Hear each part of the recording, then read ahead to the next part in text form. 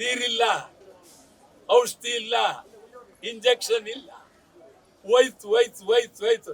ಥೂ ಥೂ ಥೂ ಥೂ ಥೂ ಥೂ.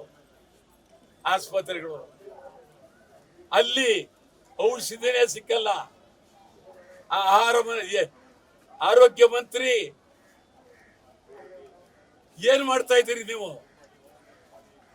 ವಿಕ್ಟೋರಿಯಾ ಆಸ್ಪತ್ರೆ ಥೂ ಥೂ ಥೂ ಥೂ ಥೂ. ಗೌರಿಂಗ್ ಆಸ್ಪತ್ರೆ ನಾಚಿಗಾಗುತ್ತೆ. ಬೆಂಗಳೂರು ಗತಿ ನಾಚಿಗೆ ಆಗ್ತಾ ಇದೆ. ಒಳ್ಳೇದಲ್ಲ ಇದು. ರಾಜೀನಾಮೆ ಕೊಡಬೇಕು. ಆ ಹೆಲ್ತ್ ಮಿನಿಸ್ಟ್ರು ರಾಜೀನಾಮೆ ಕೊಡಬೇಕು. ಬೆಂಗಳೂರಿನ ಮಂತ್ರಿ DK ಶಿವಕುಮಾರ್ ಅವ್ರ ಬಗ್ಗೆ ನಾನು ಬಹಳ ಅಳಿಯ, ನನ್ನ ಅವರ ಬಾಂಧವ್ಯ, ಆದರೂ ರಾಜೀನಾಮೆ ಕೊಟ್ಟಿದ್ದಾರೆ. ಗೌರವ ಕೊಡ್ಬೇಕಾಗತ್ತೆ. ಮುಖ್ಯಮಂತ್ರಿಗಳು ಇದನ್ನ ನೀವು ಸರಿಪಡಿಸ್ತಾ ಇದ್ರೆ ಬಹಳ ಕೆಟ್ಟ ಹೆಸರು ಬರುತ್ತೆ ನಿಮಗೆ.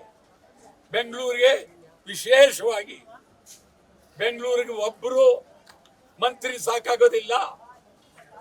ಬೆಂಗಳೂರಿಗೆ ಒಂದೊಂದು ನಗರಸಭೆ, ಒಂದೊಂದು GBAಗೂ ಒಬ್ಬೊಬ್ಬರು ಮಂತ್ರಿ.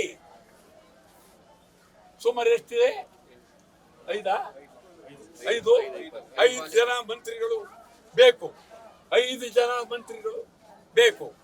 ಇವರನ್ನ ಮೇಲೆ ಮುಖ್ಯಮಂತ್ರಿಗಳು ನೋಡ್ಕೊಳ್ಬೇಕು. ಮತ್ತು ನೀವು ಚುನಾವಣೆ ಮಾಡಲೇಬೇಕು. ಬೇಗ ಚುನಾವಣೆ ಮಾಡಿದ್ರೆ ಕ್ಷೇತ್ರದಲ್ಲಿ ಒಬ್ಬೊಬ್ರು ಸದಸ್ಯರಿರ್ತಾರೆ, ಅವರೇ ಮತದಾರರ ಕ್ಷೇಮವನ್ನ ನೋಡ್ಕೊಳ್ತಾರೆ. ಆಸ್ಪತ್ರೆಗಳ ನುಗ್ಗಿ ಸಿದ್ದರಾಮಯ್ಯವರೇ ಸ್ವಲ್ಪ ಆಸ್ಪತ್ರೆಗಳಿಗೆ ಹೋಗಿ ನಾವು ರೌಂಡ್ ಹಾಕ ಬನ್ನಿ. ಮೂಗು ಹೊಲ್ಕೊಂಡು ಹೋಗ್ಬೇಕು. ಮೂಗು ತೆಗೆಯಂಗಿಲ್ಲ, ಕ್ಯಾಟ್ ದುರ್ವಾಸನೆ, ಶೌಚಾಲಯಕ್ಕೆ ಹೋಗಂಗಿಲ್ಲ, ಇದು ಮಾಡಂಗಿಲ್ಲ. ಬಹಳ ಅನ್ಯಾಯ.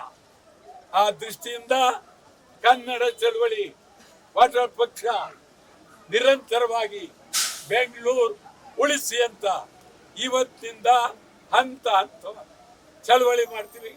ಮೊದಲನೇ ಚಳವಳಿ GBAಗೆ ಪರೀಕ್ಷೆಯಲ್ಲಿ ಹೊಡೆಯುವ ಮೂಲಕ ಚಳವಳಿ ಆರಂಭ ಮಾಡ್ತೇವೆ.